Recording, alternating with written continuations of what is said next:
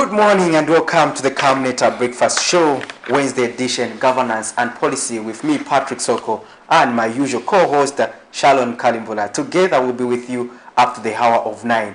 And today we are discussing issues pertaining to the elections. The KABUSHI and KWACHA constituency is a topical issue in the nation, considering that there has been uncertainties, Sharon, on how we are going to proceed going forward with the election.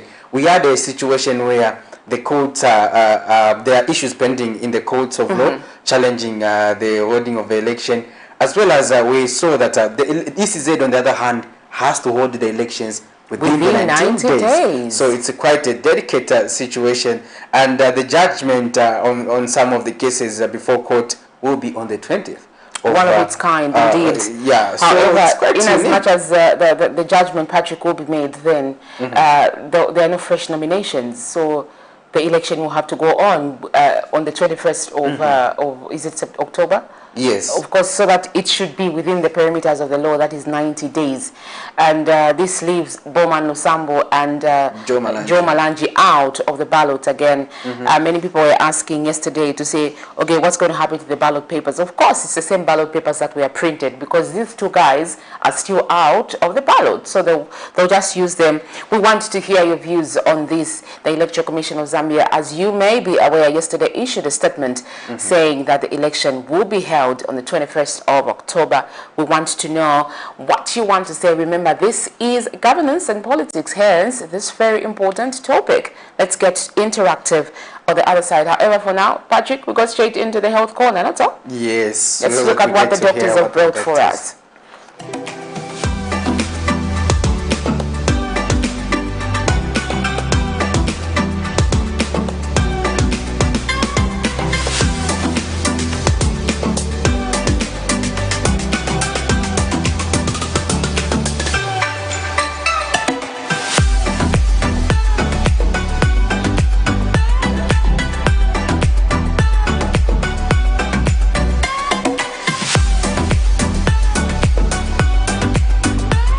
Good morning, viewers. This is your doctor, Dr. Kakunsi Mpongwe, Assistant Director at the Ministry of Health.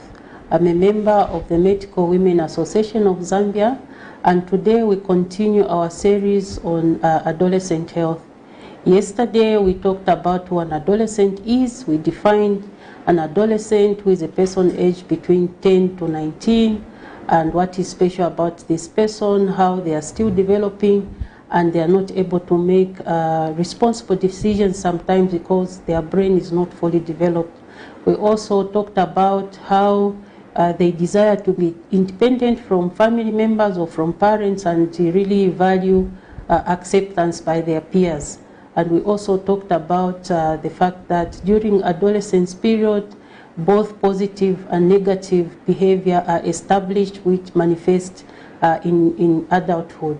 So today we'll continue with the series. We'll cover the topic titled Health Problems Affecting Adolescents. So which health problems do we see as a health sector, as clinics, as health workers, which affect young people? Generally speaking, adolescents are regarded as a healthy population.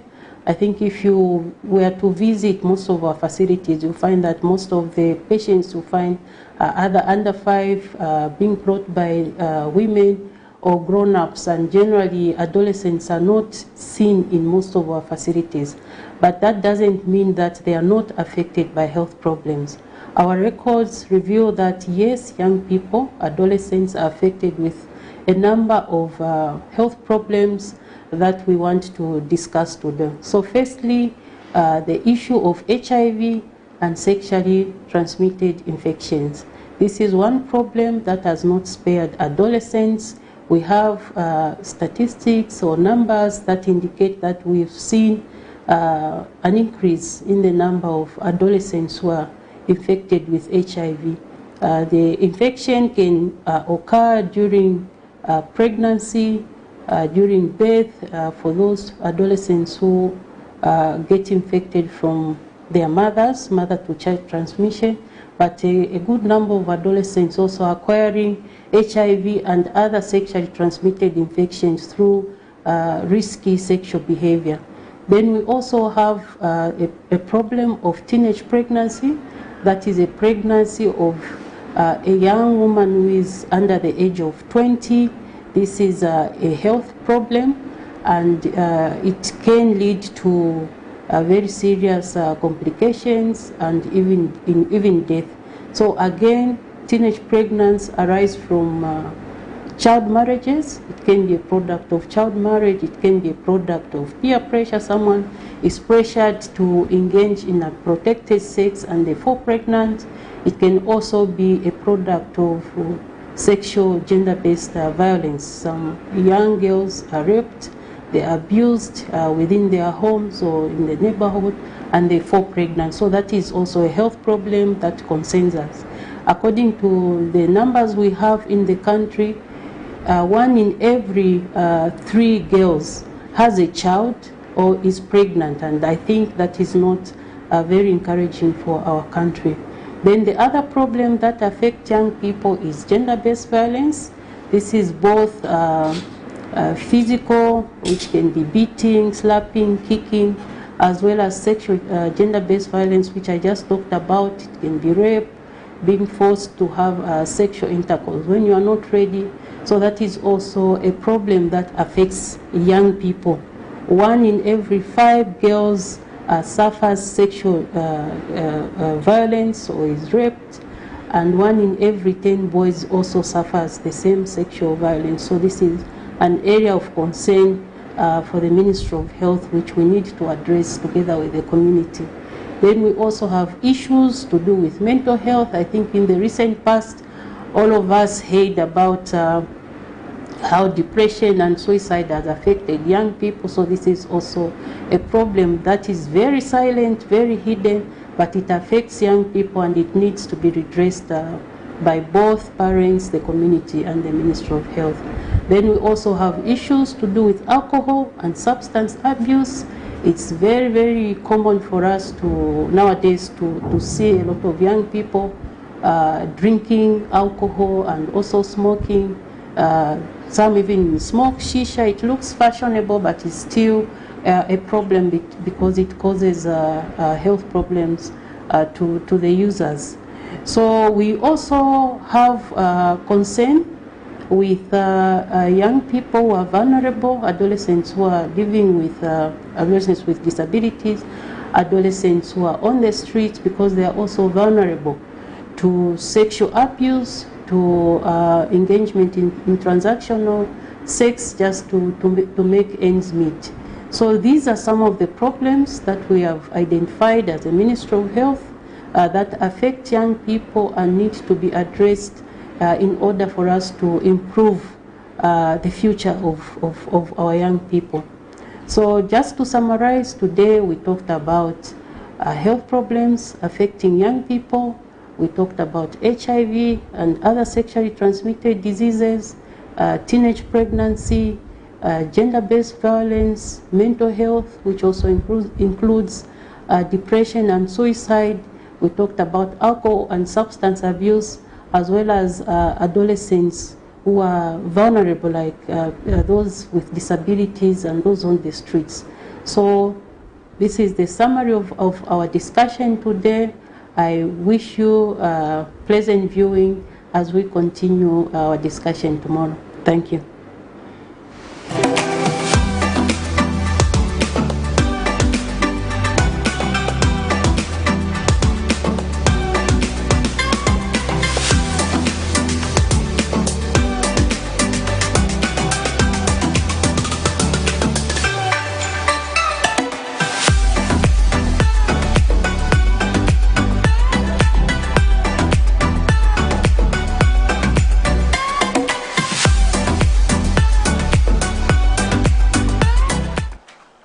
Welcome back. There you have it. The doctors never disappoint. This morning, they were giving us information on adolescent health problems. We all have been through that stage, Patrick? Yes. What do you remember? Yeah, quite a number of problems. Did you have any problems? Yeah, as a healthy boy. Yeah, as a adolescent, you always growing up into a healthy man. It's not easy. to just grow up. What age is adolescent, actually? At what age? So I think adolescent is just the other way of saying teenagers. Yeah, in that bracket, young people. To be specific, Madam. Yeah, that's why she talked about the issue of shisha, the issue of smoking, the issue of so you see, drug intakes. You know, it's that age where peer pressure is very high, and you find yourself entangled into a lot of different illicit activities if you're not careful. And you find smoking, you think it's fancy because your brain is still developing, and you have a lot of pressure from your friends. And you think it's fashionable to be in this particular way, especially the shisha part, Patrick. You and I are advocates against tobacco. And when we see those shisha bottles being sold around town in shops, really, it just makes me feel sad. Like, well, like sometimes even in the pharmacy, I saw them in one of the pharmacies. Like, what? Like you're contradicting to what you're doing, you know? Exactly. The bottles are there because they are convinced that when the smoke passes through water or whatever, it is purified and stuff. But at the end of the day, according to Professor Goma, who is a champion for non-smoking, really, he says tobacco is tobacco. It doesn't matter whether it goes through this process or not, it is tobacco. So let us ensure that our adolescents or teenagers are directed to take the right routes. This is a very delicate stage. We've all been there, and I think we've seen, especially Eastern Province, where there are a lot of teenage pregnancies, Patrick, and she also mentioned something related to HIV. When you have a lot of people, teenagers getting pregnant, the risk of HIV is also very high. Eastern Province, you're very fertile people.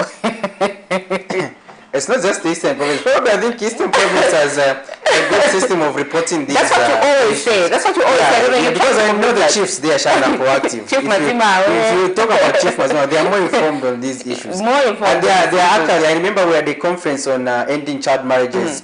That was led by the Minister of Chief and Traditional Affairs. So the chiefs have been keen in this subject, Sharon, especially gender-based violence and the issues pertaining to teen pregnancies.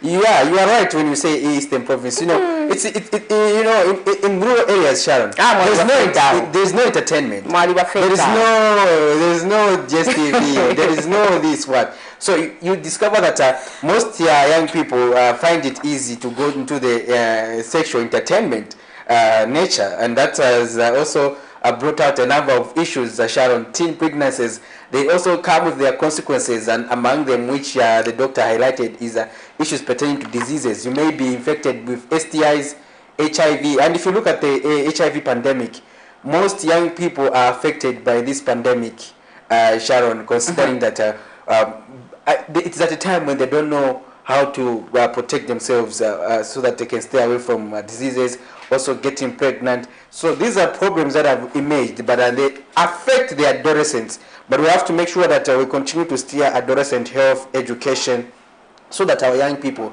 can be well equipped and informed on matters pertaining to comprehensive sexuality education so that they can make informed decisions. So pertaining to the aspect of HIV, we have seen quite a number of interventions, youth-friendly corners, but though they are not as proactive as they should be in some areas. So, but if we work on that as a country, we can go a long way towards safeguarding the plight of young people, because we see young people most of the times in these communities, there's no recreation facilities where young people can go and play at a play park, they can just go and play football, they can do, so this component is missing in most communities. So we would find that young people just find more time to engage in illicit activities, and they have consequences, and we are seeing a lot of gender-based violence, Sharon, especially in highly densely populated areas. I think a week does not pass us reporting about a case about gender-based violence, Sharon. I think being on the desk, you have seen that every week stories on GBV. And those are just a few reported cases. However, Patrick, talking about Eastern Province, using it as a yardstick, I think also issues to do with tradition come into play. Yes. Our teenagers are not exactly told openly the do's and don'ts, the realities of life.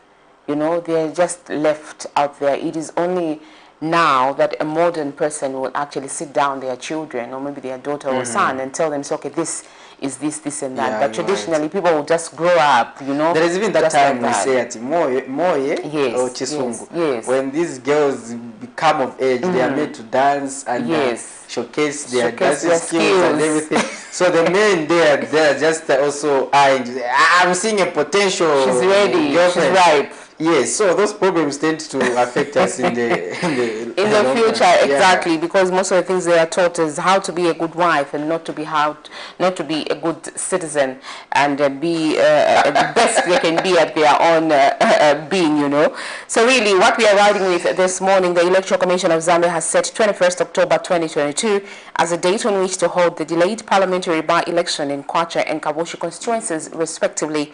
Initially, the by-election in the two respective constituencies were scheduled to take place on the 15th of September 2022.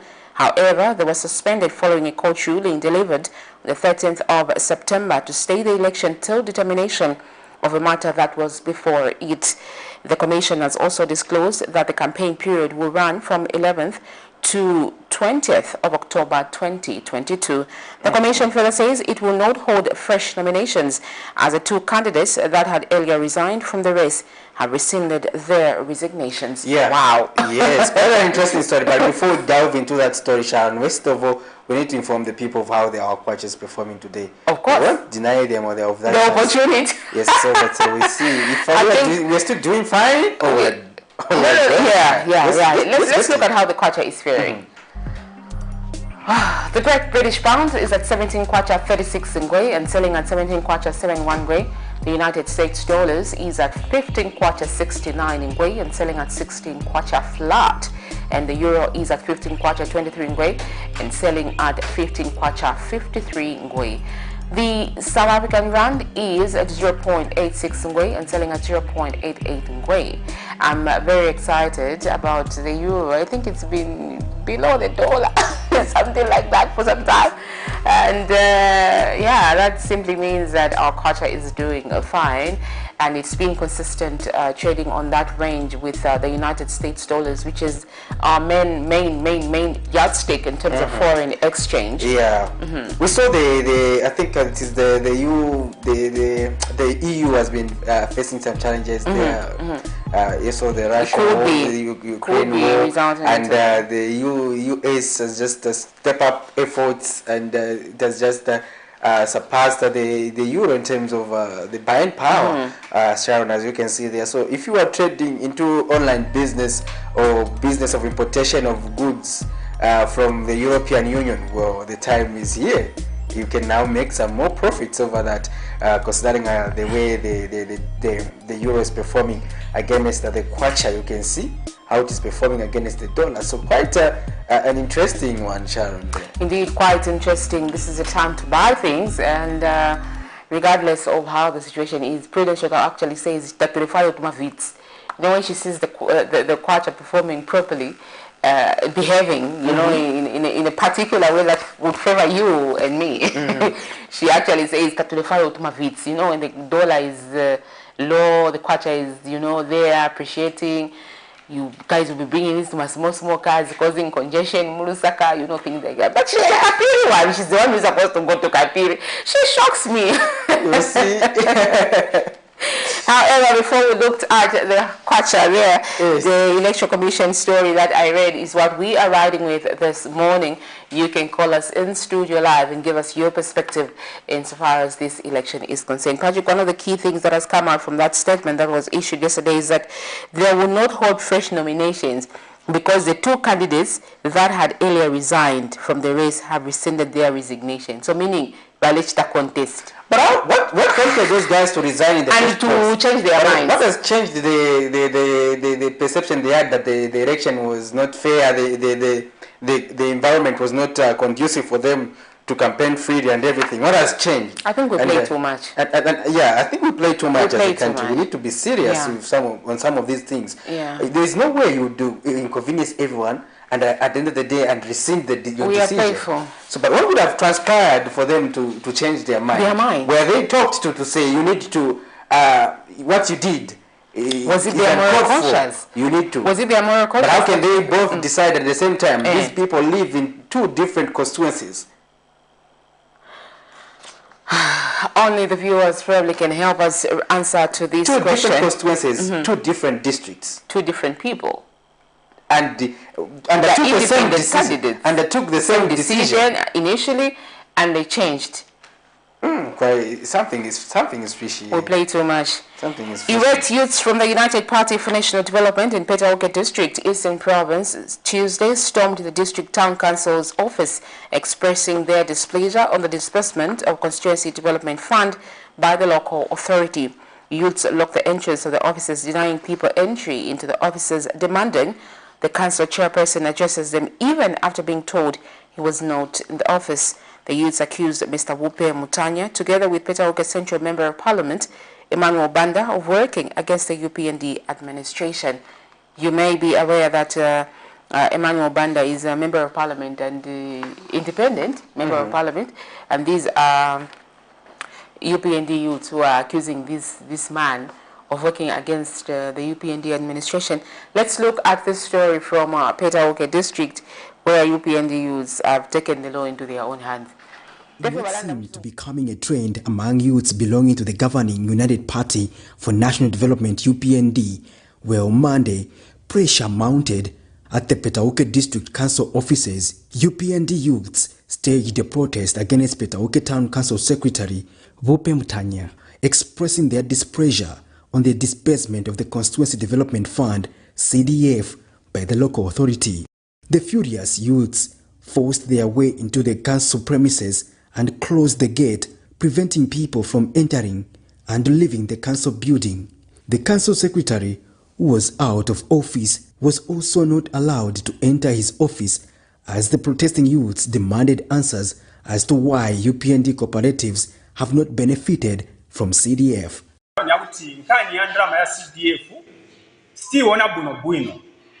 Chokera pamene boma inatuuza kuti msegule makaunti as ma groups ma cooperatives na ma club ma group tinasegula na ma account tinasegula malikwadi information yonse ame tenzo funiko chita kuchita through kuti tisegule ma ti benefit CDF. We are having a very ignorant member of parliament. He seems to be very much involved in a number of things. So in as much as you technocrats are educating us, please get a touch also with the member of parliament. Try to educate him, because now it seems that politics will jump from the political time into the time which is not supposed to be termed as campaign time. Petauke Central Member of Parliament Emmanuel Banda has equally been accused of working against the UPND government, and they demanded the dissolution of the CDF committee. Nizawantu wa Mzambia wakuno kupetauke wasati wa abantu wezonkala mu makampu ya chikirakita iya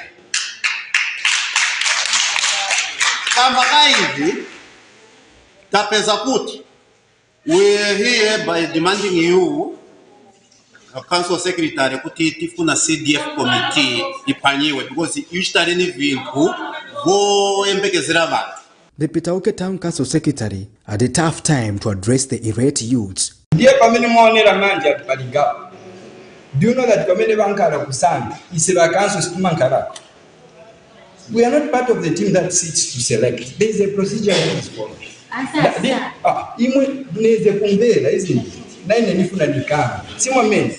So the issue is the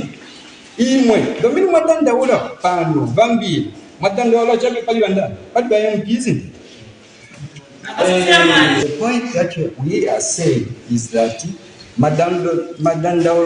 it was Petauke District Commissioner Martha Mlenga who managed to calm the situation. Meanwhile, Petauke Central Member of Parliament Emmanuel Banda has condemned the act of lawlessness by some UPND cadres, saying the move goes against the desire of President Hakainde Hichilema to curb acts of impunity among cadres.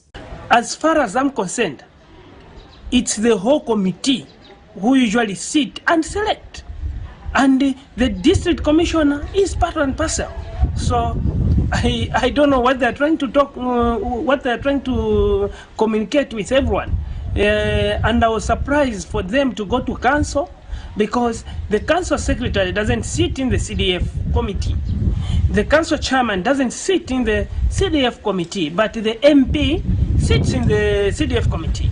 The DC sit in the CDF committee. So if indeed they were whatever they were protesting, it's real, why didn't they come to my office?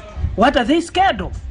What are they scared to go to the DC's office? So to me, it's just politics. They want to bring politics, which they want to hinder development in Petoke Central, but we won't allow that. For the UPND youths, they say it is not yet over until Petaoke Town Council Secretary Vope Mutanya resolves their grievances. Depending on you, all what we are asking is justice to prevail. From today, no more JJ to be on the forefront. Patrick Soko, Camnet News. Well, there you have it. The youths in the Petaoke district actually accusing the local authority of not dispersing the CDF funds according to the way they're supposed to be done. Cooperative, yeah, the party. Yeah, see, nothing. Yes, they have been sidelined. Something. Yeah. Where are those two guys, by the way? They've been very quiet. Yeah, they have been. Because something guys. Yeah. Because something guys. Yes. Those guys went viral, man. Yeah. So I think the problem we've made as a country for ourselves is also to dump everything under the Constituency Development Fund (CDF) because it is being seen as a panacea of development and everything. Yeah. So people are putting their hope and faith in the CDF. But if you look at the constituency, Sharon, it's a constituency of thousands of people. How many people are going to benefit from such initiatives?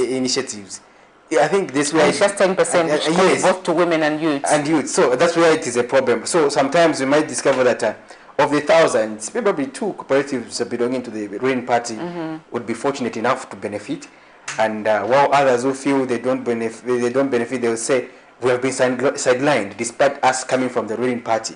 That also comes to be proves to be a problem because if youths from the ruling party are complaining, what about those just youths who are not affiliated to any political party? What about those who are belonging to other political parties? But sometimes I think people belonging to the ruling party, they feel very entitled. There's that feeling. Patrick Munand, he's just supposed to do this for me. You know?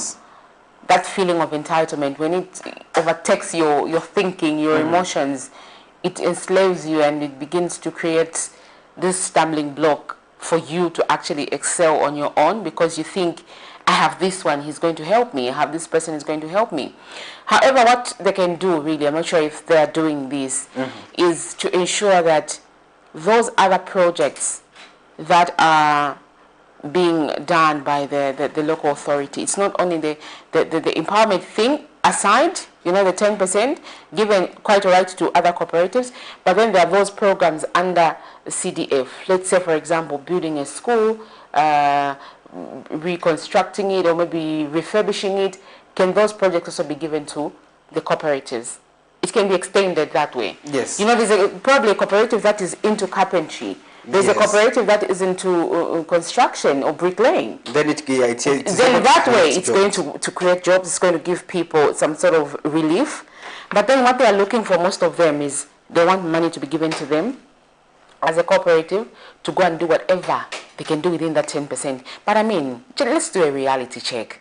The money is not even enough to cater for everybody. No, it is At the same time, Patrick, I'm going to be very honest with you, and this is just my personal opinion. PF youths are sharp. They are sharp because they've been there in the whole process of Duma cooperative. Maybe their cooperatives are well organized. They've been in existence for quite some time. So now, their papers are not even in order. They're not, So all those things, it wouldn't hurt for me to learn from the previous cooperatives that have been in existence, how they've been managing to get business, how they've been managing to get funds. It wouldn't hurt. I think it's high time that we just took off this pride jacket and begin to learn on how best we can do things, the best approach we can take for us to take part in this share of the cake, really. Otherwise, we'll still be complaining. Protests will not solve anything, like the MP there had mentioned, to say, it's not me. It's not the council chairperson. It's the whole team that sits down and looks at the proposals. And one of the things that came out, really, not only in Petauke, but among other constituencies, that some proposals that were sent are not being approved because they were substandard. Yes. Just here in KWACHA, Patrick. Honorable Tayengo mentioned that. And one of the CDF chairperson said, no, some of the proposals we were receiving, of course they were okay, but they were not tabulating exactly how the funds will be used. I'm not just going to come to you and say, no, I need money to put up a chicken run. What I need to explain to you how I'm going to return the money. And I think even as people try to access these funds, they also have to know that it's a pressure money. Exactly. Where you need to pay back. You need to pay back. We also talk about sustainability of cooperatives. You just can't form a cooperative for the sole purpose of getting money. No, you can form a cooperative and start up something yourselves. Then, if government money finds you, well, you are lucky, well and good. But you should be able, your cooperative should be able to sustain itself before any injection of money from external funders like the government or other civil society organizations who can extend a hand. But what will be critical, I think, also under CDF is for us to look at skill centers that are viable in each and every constituency, whereby if a skill center is capacitated under constituency development funds, it will be able to train more young people in various skills who will be able to find things to do for themselves and be able to sustain themselves. So we'll also be able to lessen the demand for people to just access money under the CDF. Because at the moment, I can assure you, Sharon, that it's not going to be easy, and that not everyone else is going to benefit from the Constituency Development Fund. But we have to put it on a record. So, and it has been increased. If the 25.7 million kwacha was not easy for any of us to benefit from directly, in line with the 10% threshold that was supposed to be given to youths and cooperatives. What's more, anyway, let's see what we can do about that. We have a caller. Let's just pick the score and get interactive. Hello, good morning. Good morning, sir. How are you? I'm great, and you? Fine, thank you. Where are you calling from? Mr. Chinza. Mr. Chinza? I'm the voice of Monari Professor. Good morning. Good morning, sir. Oh, you're now a professor. Nice. Honorary. Mr. Chinza, please go ahead with your contribution. Thank you so much. I think, first of all, I want to pick that one up who was protesting youth from Petauke. Yes. That in the first place, like the way I condemn the vote, we want to hand out the SG. I think what is the paramount there is for the procedures before. That is not the way to go. But we must make the point very, very clear. That's for them to be able that the similarity, I think, is something that is going on the current. The problem is about what the guidance, where the specific parliamentarian for that particular constituency, given Monsona's power, it was chiefly the constituency development fund committee. People are taking to us Monari here. There was a very big problem. So the budget for 2023 that was presented. But to go along all the 60, what that adds up to the animal code in Monari constituency. If everybody is going to want to drop, that is only known by what the member of parliament. Even the Monari, the youth are protesting. That's the fear of that the body given no use the work to look at for what for telling member of parliament. And that is the most that's the most what recommended. That's the serious petition where all the UK members are not the petition that they want to be member of parliament. So even if they are okay there, they are not sure. But they are really got to go through what they demand. You want to get that more power. You want to get the people of the committee work to do that. Okay. Coming to the issue of damage at what I say, the damage from how to get the truth for when I like this, I'm not giving some shooting. The similar problem at Valley here that I like here. Yes. The other place gathered, they were there in those positions, looking at like cooperative market. There was the Kilimanjaro on the conflict there. And the people and what I did, we went there and I dissolved. And was true that they get the United States. And I left that you want to go and take a part river. The list of the Kilimanjaro mountain of garbage there, it was with very tools. We wanted to be fighting the plastic back there. We didn't buy the market there. So even the road guys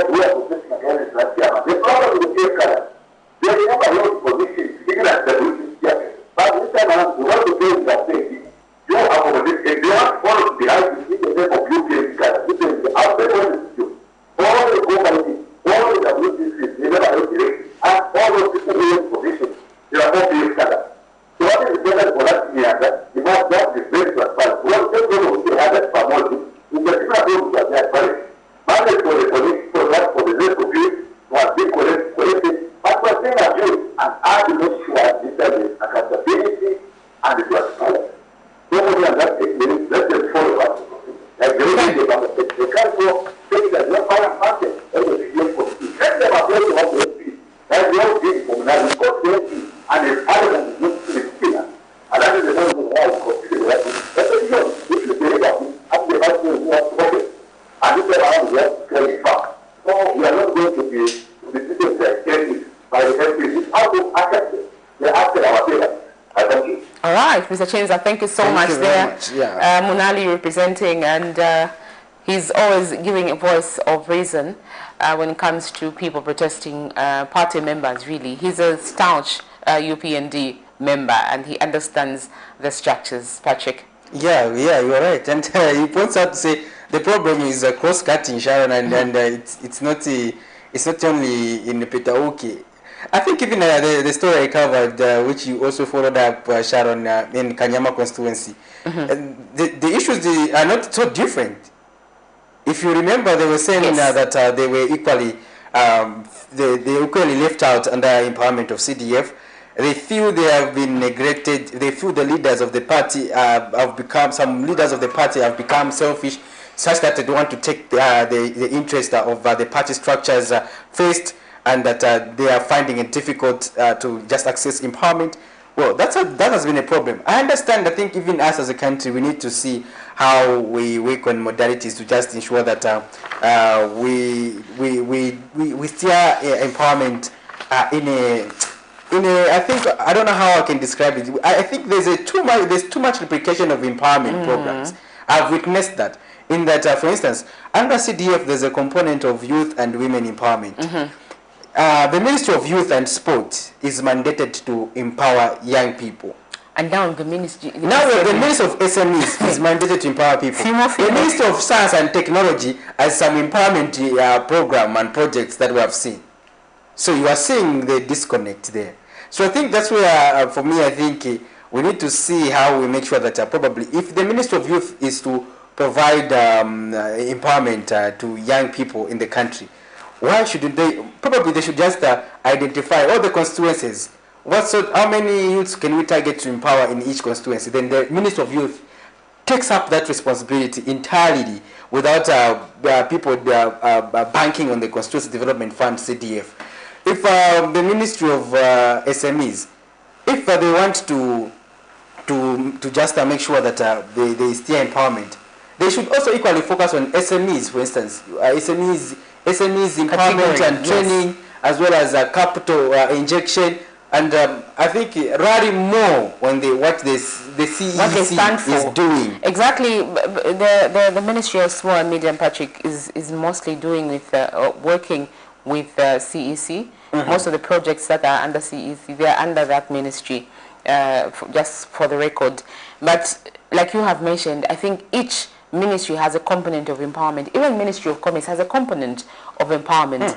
But then there is need for people to understand what type of empowerment they are supposed to give out. Let's pick the score and we continue the conversation. Hello. Good morning.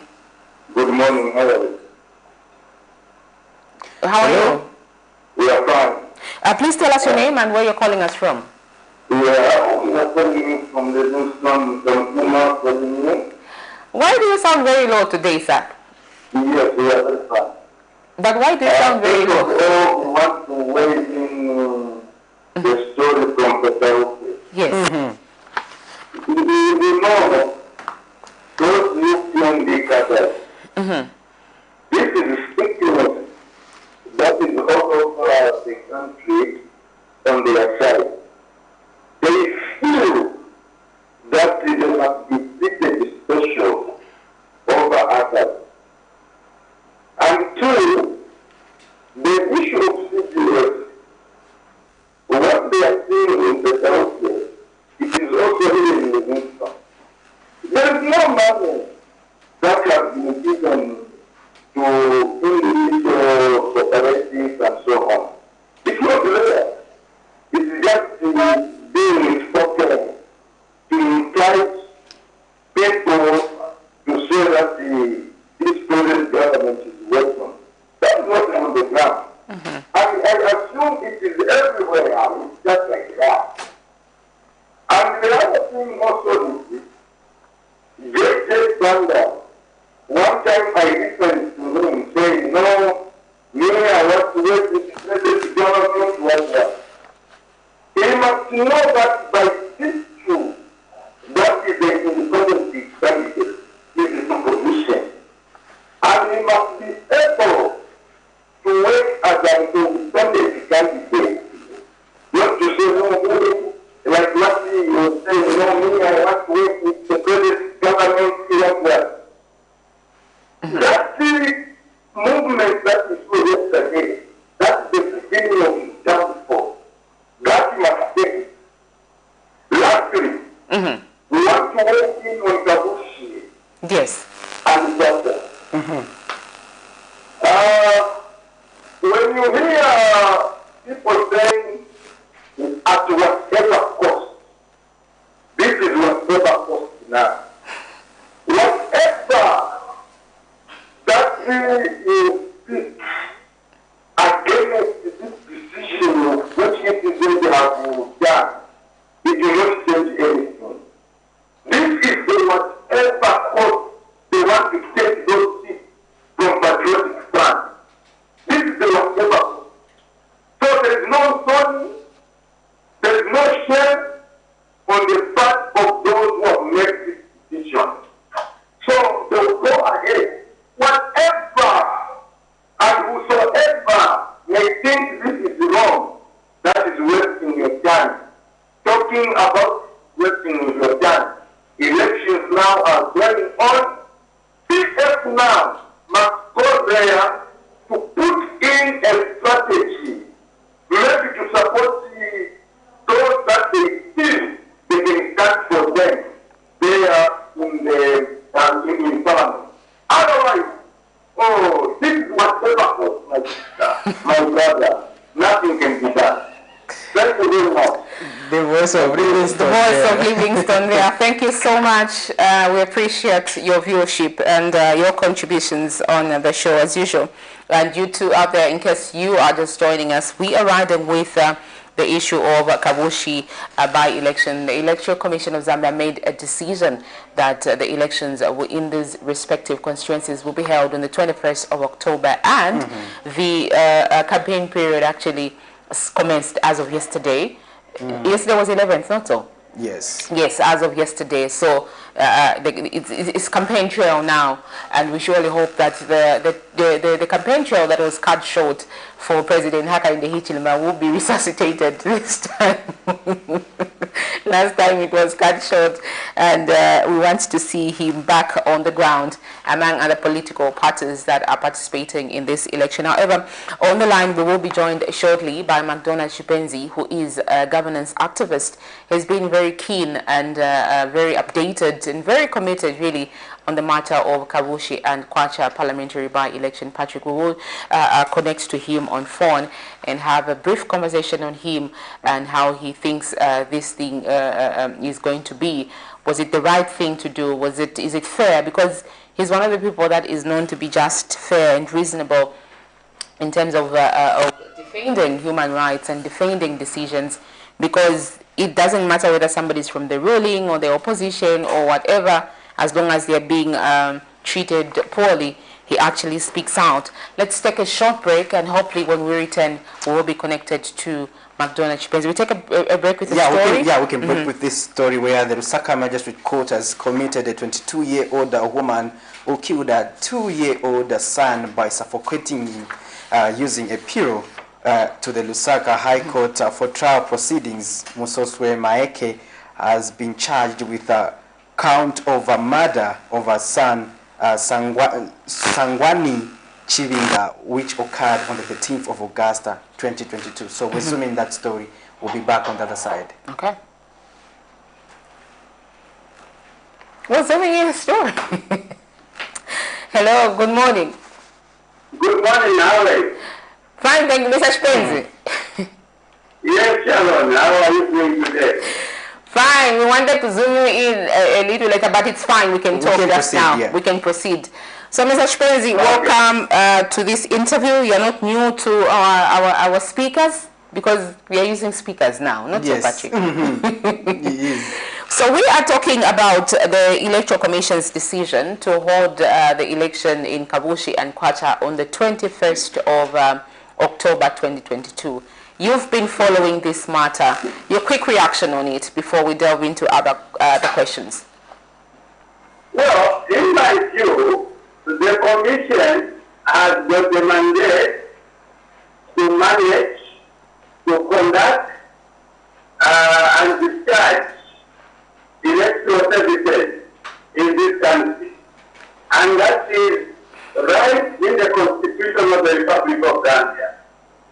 And it is also aligned to the timelines that are given to it by the Constitution of the Republic.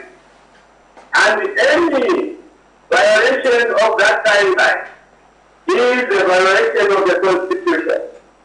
And it means that they have suspended the Constitution. And therefore they are amenable to all sanctions that can be imposed on an institution that has decided to suspend the Constitution. In an event that, anyway, I just want to understand really with Patrick here, is the matter still in court where Bowman Lusambo and Joe Malanji actually petitioning to say we hold fresh nominations? Is it there?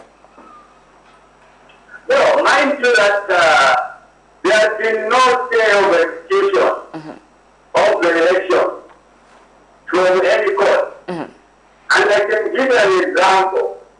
When the High Court ruled in nullifying the elections of the duo, they appealed to the High Court. All right? Yes. And there was no execution of,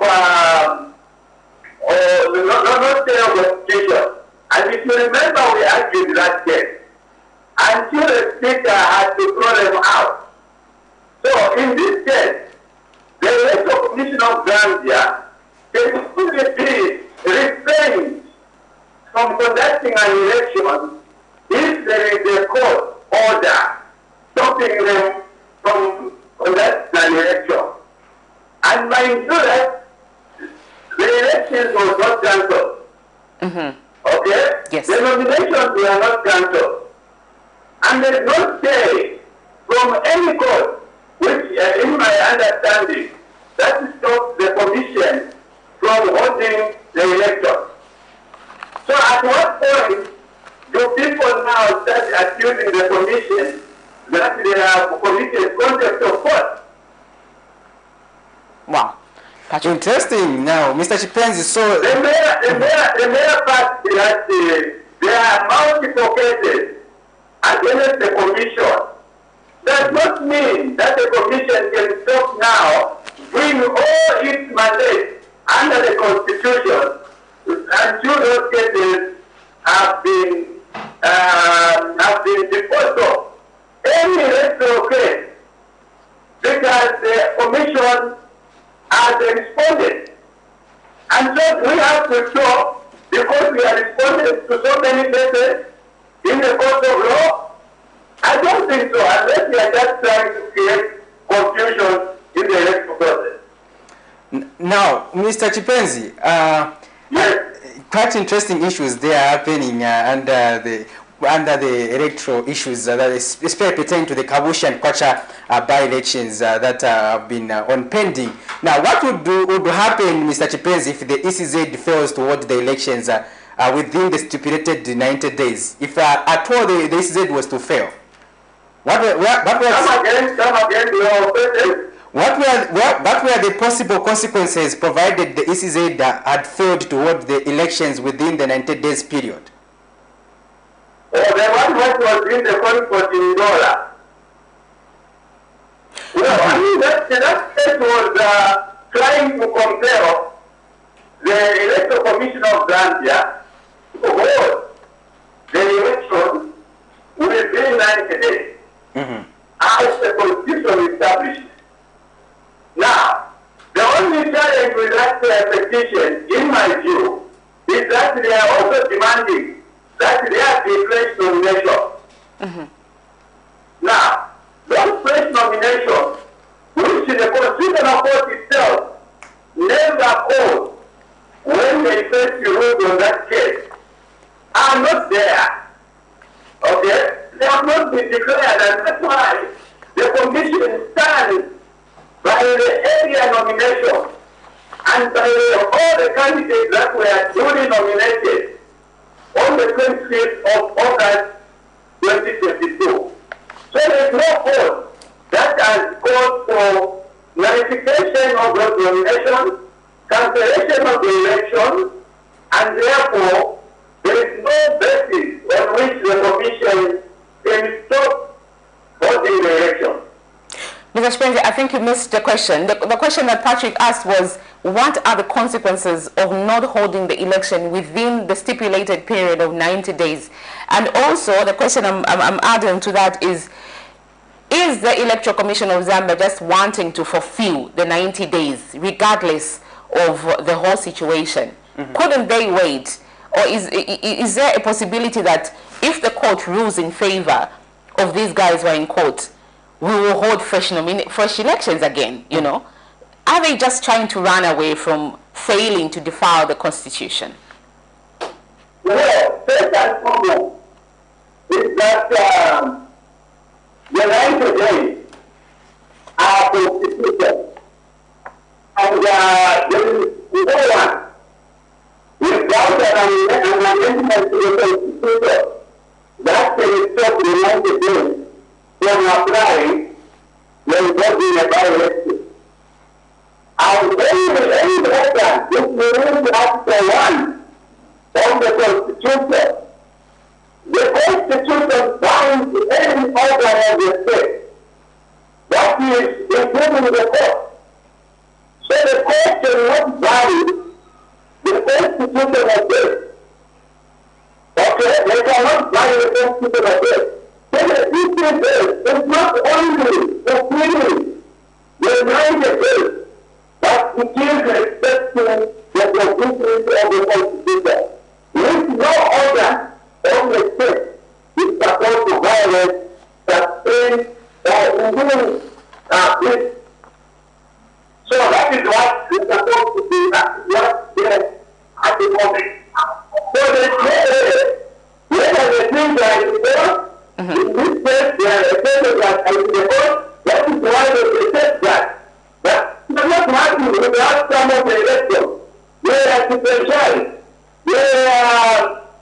Something happens. You can petition now the court to determine whether the elections were fair and fair, or indeed the candidate was supposed to be disqualified. And the court now denies and makes a decision to that effect.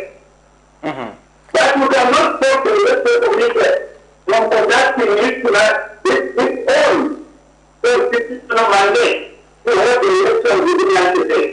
And you cannot create 90 days out of the Constitution.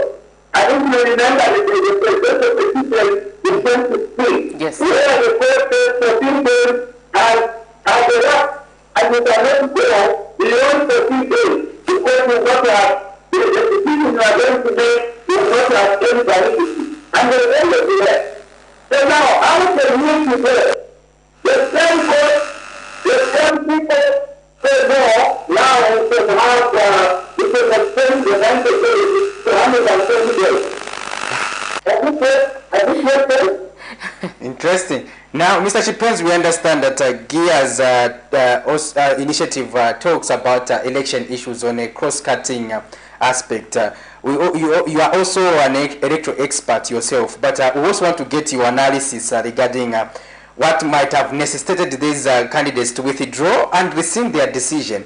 What do you make of such maneuvers, especially amongst candidates? Does that depict a seriousness, especially when it comes to participating in the election?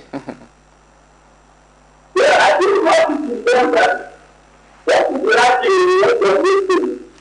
That's why they are electing the system. They appreciate what they are supposed to do with the agenda that time.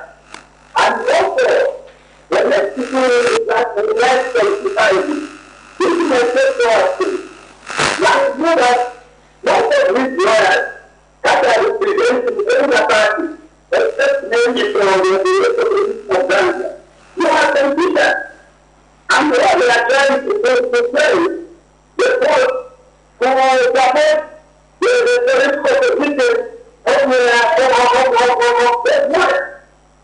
I mean, tell me who it's not a political activity. It's not a political act.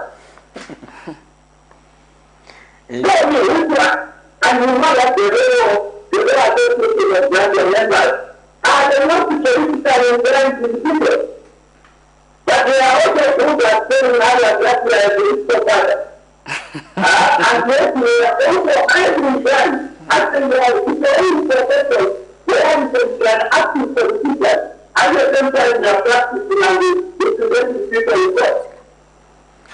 So, you can see that all of they are being politicized because they are asking for people who are now representing parents as well.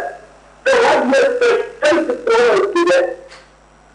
All right, Mr. Spencer, thank you so much. Obviously, you will be on the ground with the soldiers monitoring the campaign period up into the election and the aftermath of this election, just to see how the ground is faring. We will be getting in touch with your foot soldiers just to see and understand how the terrain is that side in KABUSHI and the KWACHA constituencies. Thank you so much for talking to us, Mr. Spencer. Thank you so much, and God bless. God bless us. Zambia, and I feel that we all must be together and protect the constitution with our political affiliations. Thank you. All right. Thank you so much. Views there from Mr. Chipenzi. We were just trying to get an analytical perspective from the GEARS initiative who have been following these issues pertaining to the KABUSHI and KWACHA by-elections. Equally, GEARS as pending court issues on the same elections. On the same so we thought it wise to just engage them, and so that they can give us their perspective on the new developments that have happened, where the Electoral Commission of Zambia has set 21st October 2022 as the date in which to order the elections in KWACHA and KABUSHI constituencies, respectively. Just now, Madam Kalimbola, we're zooming that story. Then we zoom in one of our guests live here on set as we discuss a number of pertinent issues. Good morning. Since its inception in 1990, the Lusaka Water Supply and Sanitation Company, a provincial water utility for Lusaka province, has been providing water and sanitation services in its catchment area with a population of more than 3 million people. Over the years, the country has seen huge investments in the water sector, but old infrastructure is now presenting some challenges. This is the Chawama Wastewater Treatment Plant in Kafue district. However, it is currently not operating at optimum level as some equipment is damaged, needing replacement. This came to light when the new board and team from the National Water Supply and Sanitation Council NWASCO visited water installation sites. Can be also 95%. Yes, we are able to reach the treatment point about 95%, though we have a bit of breakdowns. Yes. The Kaseva water treatment plant produces 24,000 cubic meters of water per day, but with the growing population in Kafue district, satisfying consumers is not easy. Added to that, the infrastructure is getting damaged. You know, it's the issue of the age. It was constructed a long time ago, so we need a total overhaul of infrastructure so that we can actually be able to supply water, adequate water to our customers. Because if we will try to see, we definitely need to work on the filters. We need to work on the set tank. Those things that need to be worked on so that we actually are able to produce water that is of high quality. We also visited the old and new Iolanda intake pump station in the Kafue River and the water treatment plant. Under the Kafue Bulk Water Supply Project Phase 1, 50,000 cubic meters of water production per day was added to the supply system. But when Phase 2 is completed, another 100,000 cubic meters will be added to improve water supply in Lusaka province. So Phase 1 basically produced the 50,000 cubic meters.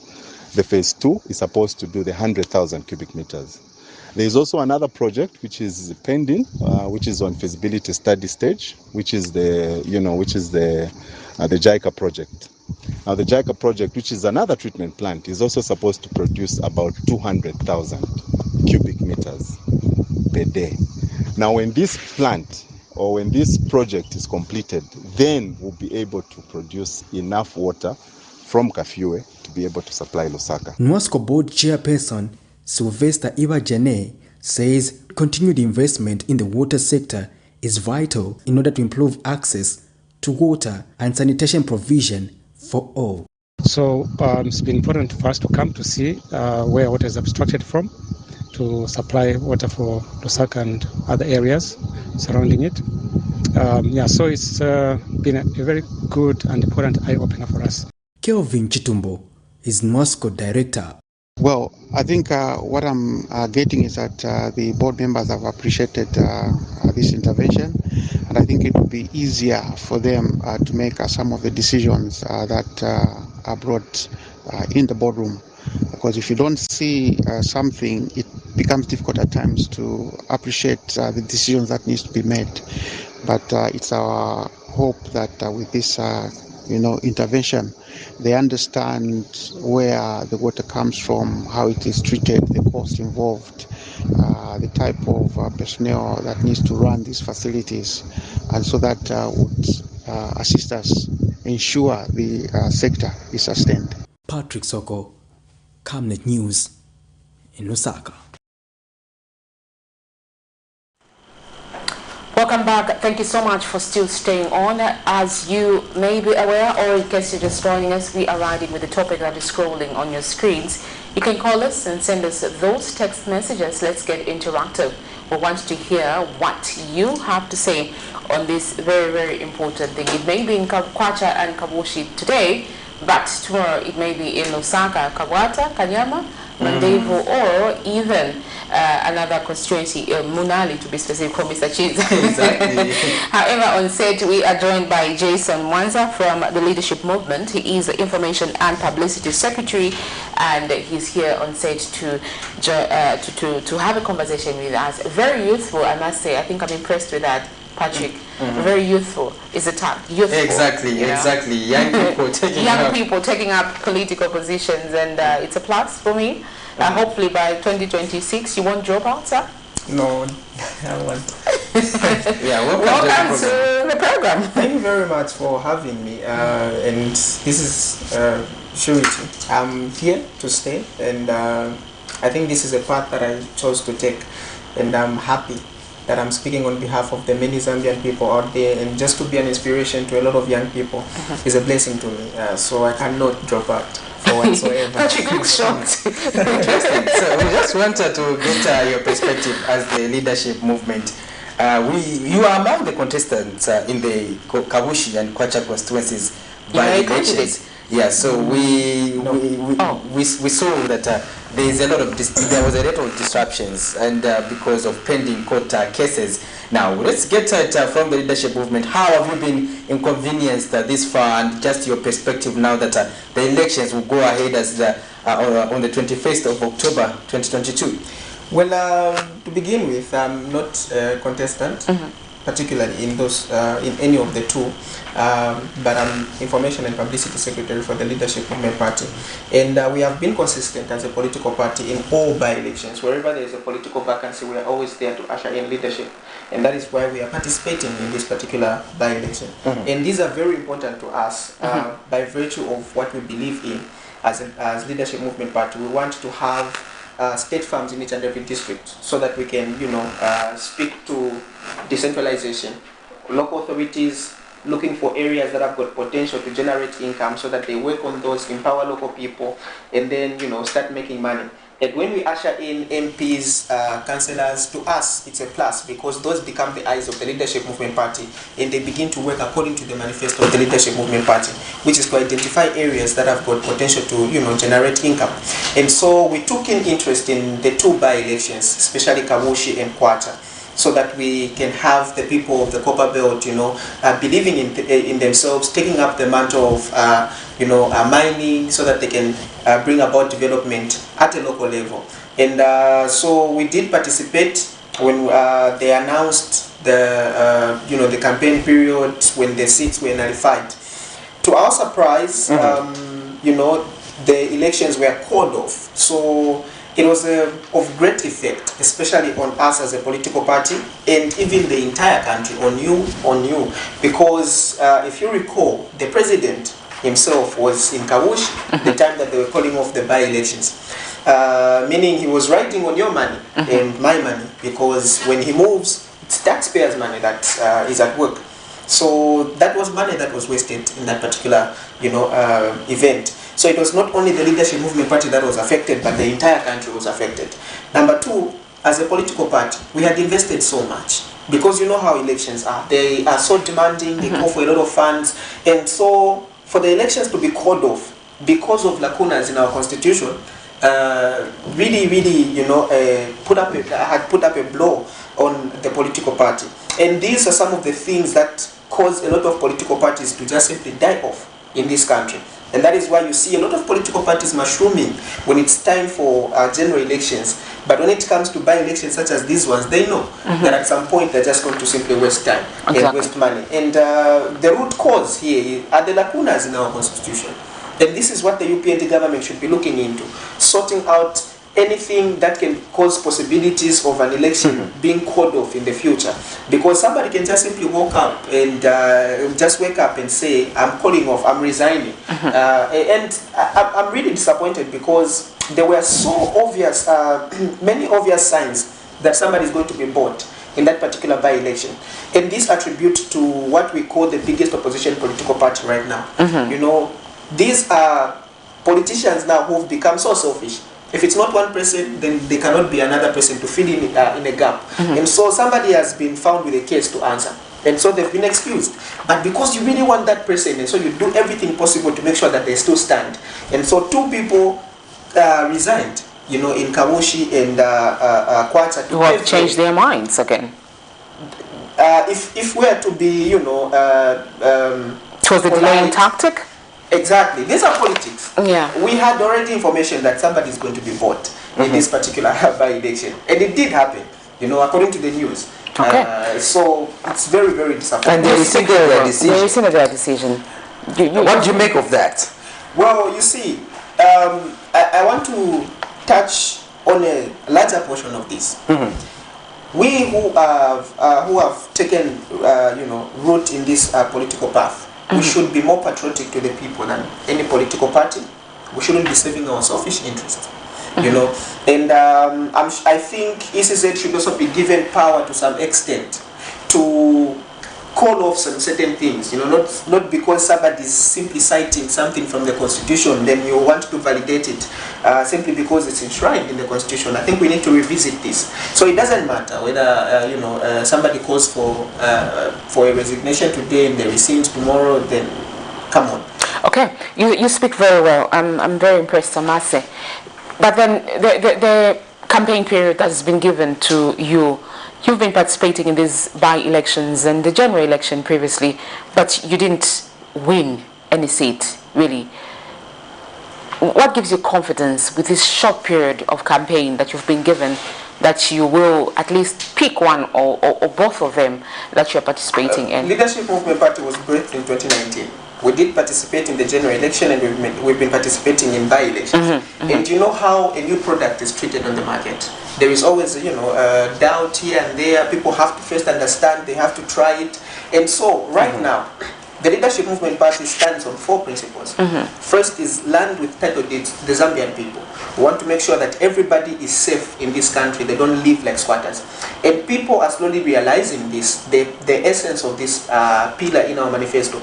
Because you've heard of stories where people are just simply dispersed from the land that they've known to be their ancestors' land, their land, and government will just simply wake up and say you built on illegal land, or no, you have to move, you have to leave this place. There is copper there, there is God there. Exactly.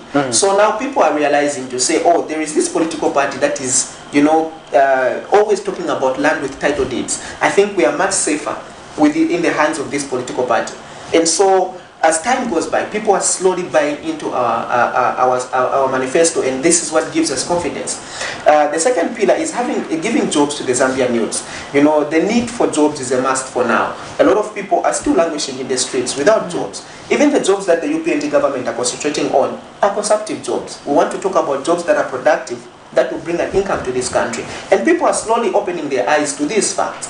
We want to give tax breaks to tax holidays to Zambian businesses so that they can thrive and compete on an international level. And people are slowly buying into this. We want to support local products because we believe local is laka.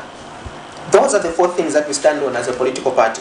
And now people are slowly learning this and they are believing in this. And as time goes by, we know that they are going to hold this so dear. We practice politics that are idea-based. We are more into actions and not just bare talks. We don't move by emotions or with emotions. As time goes by, because there is something that has happened, then you divert, you want to talk about this. We stand on our principles, and these speak to the problems that the Zambian people are facing today, and slowly but surely they are buying into this, and this is what gives us confidence. So time has nothing on you, really, or a lose or a win has nothing on you. Yours is to introduce this new product to the people. Until people realize that this is what can save Zambia. And at that particular point in time, they are going to give us a vote and say, let's move with a political party that assures us of land with title deeds, that assures us of jobs, that assures us of tax breaks and tax holidays, that assures us of support, you know, in terms of policies when it comes to local products. Does this mean you're getting in ready to say, but let's just get in? Definitely, no. There is nobody who competes to lose. You see, so now this is our appeal as Leadership Movement Party. Let's move past the pockets of political aspirants and let's start looking at ideas that can help us hold these aspirants accountable even after elections. And this is what we've been telling the people. We want to make sure that the people of Kabushi are empowered, the people of KWACHA are empowered, using their natural resources. We want them to start interacting with their natural resources. And when we win elections, these are the things that we're going to start working on. When you look at Lusaka, Lusaka sits online. We're supposed to be talking about factories that make cement so that we can allocate youths there, they can start working. When you go to Serenje, Serenje sits on manganese. We should be talking about battery making factories. When you go to different areas, when you go to Mwasabongwe, there's vacancy of land there. There's massive land that is just vacant, laying idle. We want to have state farms in such places so that people we can allocate youths to start working in those. Have a produce, sell to neighboring countries, generate money, and then you start supplementing other sectors of our economy. When you look at those things, these are the things that can save Mother Zambia, and we want the people of Zambia to start buying into such ideologies that are a savior to this country, and this is what we are competing for. This is what we stand for. We want this agenda to be realized. That is why we are contesting in these by-elections, not to lose. You were talking about tax breaks area, and the 2023 national budget has rather tried to give some tax breaks to the people, to the workers in who are below the threshold. Which threshold, Sharon? Is 4.8? Yes, 4.8. Who are below 4.8. Is that adequate according to your perspective as the leadership movement in terms of us pay as you earn, remaining amongst the major funders of our budget? 4,800 kwacha. First of all, let me just start by bringing out the irony of our national budget. You see, a budget is supposed to give hope to the people going forward, to say things are going to be better. But the very night the budget was announced, fuel prices increased.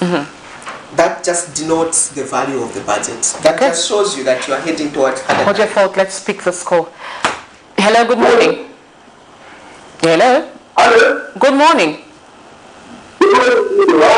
Fine, thank you. Tell us your name and where you're calling from. I'm calling from Anonymous. Okay, I think I even know you now. Please go ahead with your contribution. Go Go ahead with your contribution. Yeah, the first thing I want to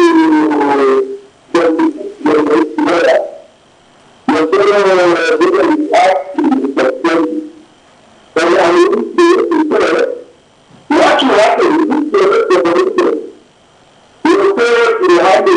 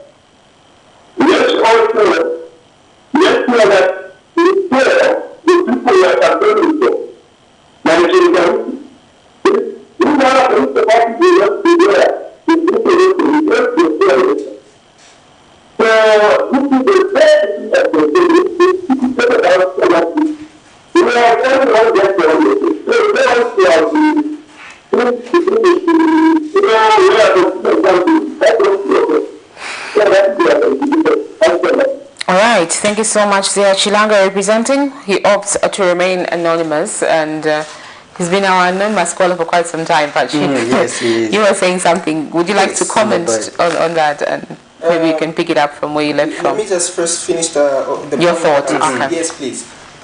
So it is very ironic that the moment that the budget was announced, later in the evening, fuel prices were increased, and when you increase prices, then cost of production, cost of living, they all go up. So that just denotes the whole essence of bringing hope to the people through the national budget. Number two, we noted that most aspects in the budget were a reflection of the conditions that are embodied in the IMF bailout loan. Because this budget unfortunately has taken the route of consumption. They have diverted the entire attention of the budget into social amenities. And when you do that, you are simply putting in money, and there is no money that you are generating. We were supposed to be talking about how we are going to pay back our loans, what projects do we have in place to start generating money so that we are self-sustained, even in the absence of foreign aid and loans. But coming to the aspect of tax breaks and tax holidays, our idea as Leadership Movement Party is to go to the lowest level, find the lowest entrepreneur, so that they are empowered through these tax breaks and tax holidays. When you look at the major source of our income, the mines, the mining sector, we don't get as much. We have chosen to give those people tax breaks and tax holidays, heavy tax breaks and tax holidays, and they are empowering their nations. If you go to Australia, people are not paying for their water bills, they're not paying for electricity. They are being, those bills are catered for by the money that they are getting from our copper here in Zambia. So these are the people that we're supposed to be taxing at a larger base.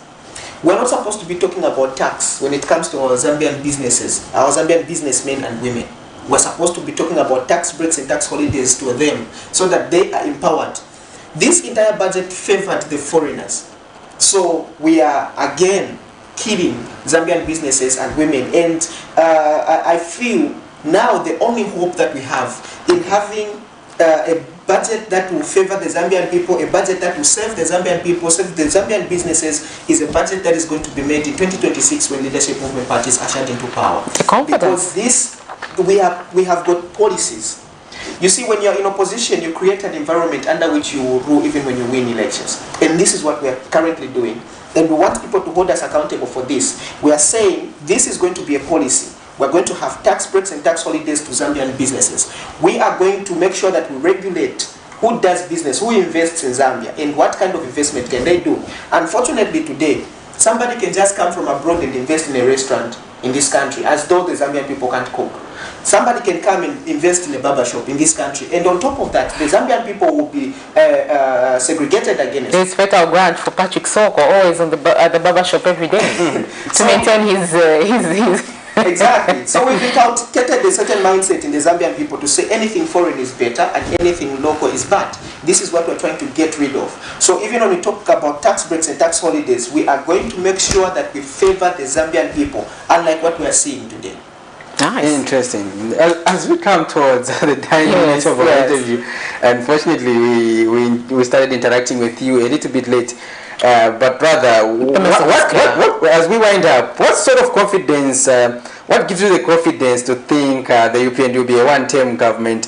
And let's say as we zero in into the forthcoming by-elections, what is your message to the people of KABUSHI and KWACHA? Let me first start with the people of KABUSHI and KWACHA. We want to appeal to them that Leadership Movement Party is your savior. And please, let's not make the mistake of killing our democracy by having one party in parliament. Because if they have the, the larger voice, then we would have killed democracy in this country. And we've seen the behavior of most of these MPs. They're not patriotic to the people that voted for them. They would simply walk out of parliament whenever they want. They would simply talk about policies that are aligned to their political parties instead of looking at the problems that the people are facing in the constituencies. But Leadership Movement Party is here for the people, and we stand for the people. We stand with you, people of KWACHA and KABUSHI. So look out for the people that are standing on the tickets of Leadership Movement Party. We've got Mr. Osias Telela, and we've got Mr. Dr. Professor Oliver Silumbe there in KABUSHI, Osias Telela in KWACHA. Coming to the one-term government? Exactly.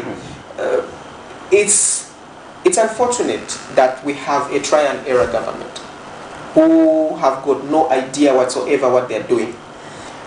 They are so desperate to please foreign masters, and so most of their decisions are wrong decisions, and they are at the expense of the Zambian people. And it's so obvious to see. I mean, not to divert, but recently we saw the passing on of the Queen. And we had a parade at our National Museum, to celebrate the Queen. Somebody who had, anyway, that's a topic of another day.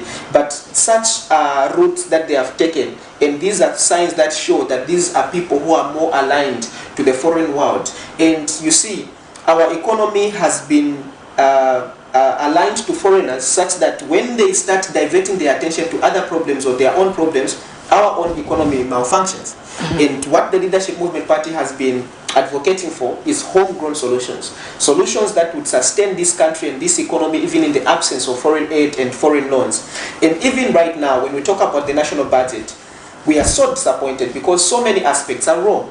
Coming to Community Development Fund that should assure that there is development in our communities has also been turned into a hindrance to development. First, last year it went into our communities late, and we expected that the UPND government would do a thorough research. What caused this delay? What are the challenges that people faced? Complicated measures on how to use this money. But yet today we are talking about an increment when not all constituencies received the money first of all, and not all the money was used. So now we've got a surplus going in 2023. And in the place of a surplus, we're talking about an increment. That is irrational reasoning, because now when you have 25.7 million kwacha for some constituencies that didn't even touch that money, then you increase by 28, then you are working with about 40 something million kwacha. That's a lot of money, you see. And no MP whatsoever has come forth to say, I've got this project. 50 actually. Exactly. So that becomes a hindrance to progress. And no MP has come forth with a project to say, this is a project that we want to do, so that when it is funded, it starts generating money for that particular constituency. Nothing of such has been done. So this is a wrong move. We expected that they would probably cut it off or call off that money, or make sure that that money is used entirely before we can start talking about increment in terms of CDF. And when you talk about the lawlessness, we are winding up. Yes, please.